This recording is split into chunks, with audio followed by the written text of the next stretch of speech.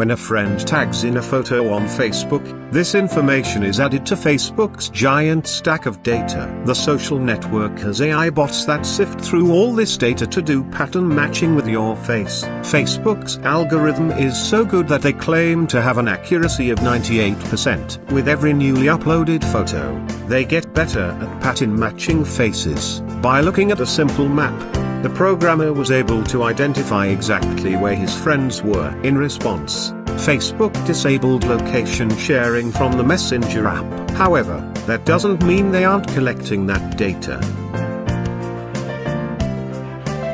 If you have the Facebook Messenger app, the chances are that you didn't tell it to stop sharing your location. It's not a bad thing if you want Facebook to know where you are. But what about other people? What if a stalker wanted to track you down and follow you? Could they also use Facebook Messenger? By looking at a simple map, the programmer was able to identify exactly where his friends were. In response, Facebook disabled location sharing from the Messenger app. However, that doesn't mean they aren't collecting that data. The more you use Facebook, the worse you will feel. Heavy use of social media has been shown to cause a host of different problems, including decreased face-to-face relationships, increased sedentary behavior, and erosion of self-esteem through unfavorable social comparison. When it comes to Facebook, people carefully tailor what is presented to show the highlights of their life and omit the downsides.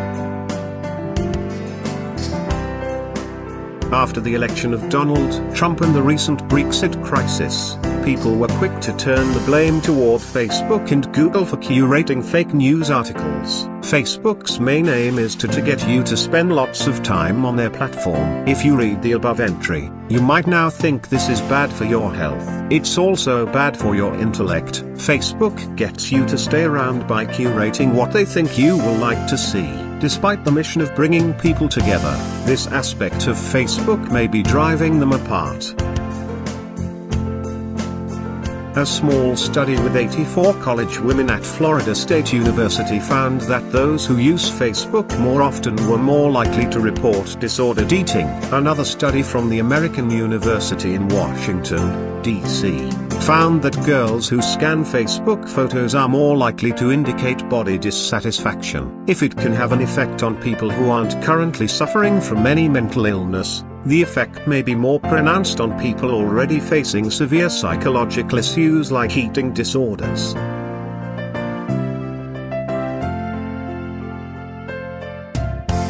New York University clinical psychiatrist Drive Sudipta Varma stated that Facebook keeps people in the know about what others are doing, but it also reminds them of what they themselves aren't doing, which can make them feel left out. That was the conclusion from the study of 82 young adults who were active Facebook users. The most shocking thing about this study is that it happened over 2 short weeks. After only 2 weeks of use, Facebook led to a steep decline in subjective happiness.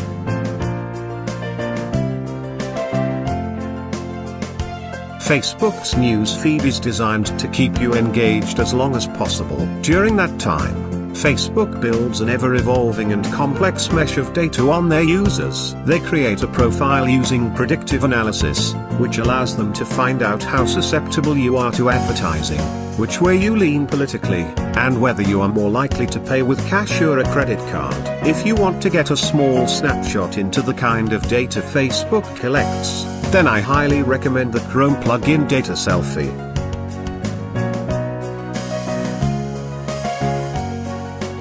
Despite Facebook's mission to have a society that is free and open, they have acted opposite to this goal by engaging in political censorship at a state level. There have been many examples of this, such as their blocking a page announcing a protest in Russia, an action that was a direct order from the Russian government. They even went as far as censoring satire because a UK government agency complained. Facebook also censored 2 men kissing. Just when you think it can't get worse than political censorship, you find out that anyone and everyone can get access to your data. MasterCard recently purchased Facebook data that details users' online habits to uncover behavioral insights it can sell to banks.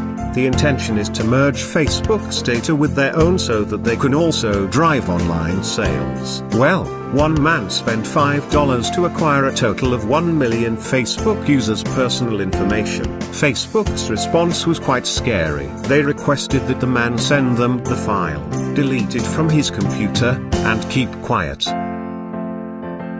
Through the Facebook Messenger app, users can see when someone was last active. Intrigued, a developer by the name of Soren Lufjansen started to look into this a bit more. By correlating user IDs with a timestamp, he was actually able to build a graph of all his friends' sleeping patterns. One hacker went even further and discovered that you could find out what device people were last active on. What an excellent way to freak out your friends. Just don't use any of this information to open up to a girl you've had a crush on for a long time. It will make things weird. Fast.